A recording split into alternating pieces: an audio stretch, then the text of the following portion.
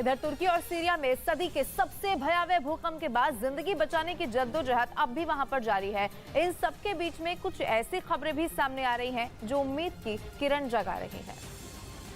और ऐसी ही खबर तुर्की के कहरामन मारस से आई है, जहां भूकंप के 248 घंटे के बाद चमत्कार हुआ है।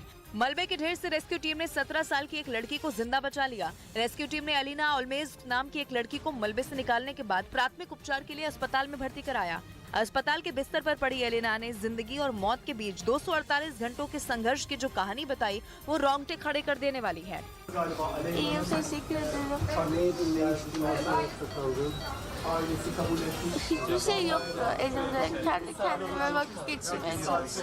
एयर एम्बुलेंस के जरिए राजधानी अंकारा ले जाया गया।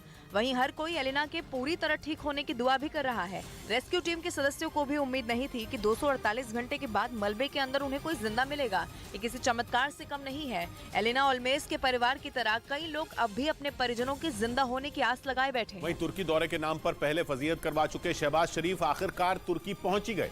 जोरदार भूकंप के 10 दिन बाद पाकिस्तान के प्रधानमंत्री शहबाज शरीफ वहां तबाही का हाल देखने के लिए पहुंचे, जिस पर उनकी फिर फजीयत शुरू हो गई। पाकिस्तान की पब्लिक तो पहले ही शहबाज शरीफ की सरकार को आईना दिखा रही थी। अब इमरान खान ने भी शहबाज शरीफ पर हमले तेज कर दिए। उन्होंने शहबाज को बताया कि किस तरह तुर्की ने पाकिस्तान की इज्जत की धज्जियां उड़ा दी थी। सोचो, जहाज में बैठा हुआ था जाने के लिए, पूरा अपना तुर्की को बचाने के लिए, उन्होंने मना कर दी इसको।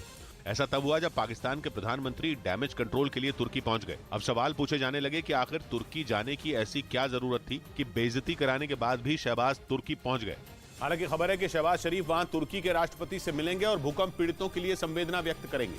असल में तुर्की में चलाया जा रहा भारत का ऑपरेशन दोस्त पाकिस्तान के लिए बहुत बड़ा झटका था, क्योंकि भारत इस ऑपरेशन के जरिए तुर्की के करीब पहुंच रहा था। तुर्की की तरफ से भी कई बार भारत की एजेंसियों की तारीफ की गई। भारत ने न केवल तुर्की के लिए राहत सामग्री भेजी, बल्कि एनडीआरएफ की टीमों ने तुर्की में रेस्क्यू ऑपरेशन भी चलाए। बड़ी बात यह कि पाकिस्तान के पास हमदर्दी जताने के अलावा कोई विकल्प नहीं था। पाकिस्तान तो बिना किसी भूकंप के ही कंगाली से बेहाल है। मतलब ये कि उसके पास तुर्की को देने के लिए कुछ भी नहीं है। इसीलिए शहबाज शरीफ तुर्की से अपने रिश्तों में गर्माहट बनाए रखने के लिए छटपटा रहे हैं। साफ है कि उनकी ये छटपटाहट उन्हें खींचकर तुर्की तक ले गई। और अब कहा जा रहा है कि जब पाकिस्तान तुर्की को कुछ देने के लायक नहीं है, तो शहबाज शरीफ वहां पर्यटन करने के लिए आखिर क्यों पहुंचे।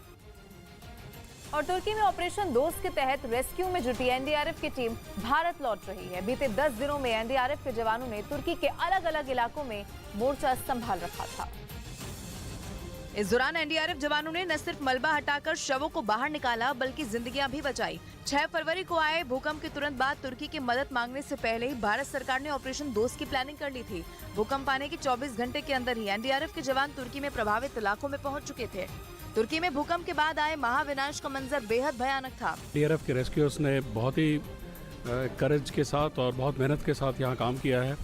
एनडीआरएफ की टीम ने 10 दिनों के रेस्क्यू में 2 लोगों को मलबे के अंदर से जिंदा बचाया, तो वहीं 83 शवों को निकाला, जिसके बाद उनका अंतिम संस्कार किया जा चुका है। इस दौरान एनडीआरएफ के जवानों ने बिना रुके बिना थके 18 घंटे काम किया। किसी ने भी शायद, मुझे लगता नहीं कि 18 घंटे से कम काम किया हो इतने पिछले 10 दिनों में। भारत की ओर से तुर्की की मदद के लिए ऑपरेशन दोस्त के तहत लगातार मदद भेजी जा रही है। खाने का सामान, कंबल, टेंट, दवा और मेडिकल इक्विपमेंट की खेप भारत की ओर से तुर्की पहुंचाई गई। सेना के मेडिकल कोर की ओर से एक फील्ड अस्पताल तुर्की में चलाया गया, जिससे वहां पीड़ितों को बड़ी मदद मिली।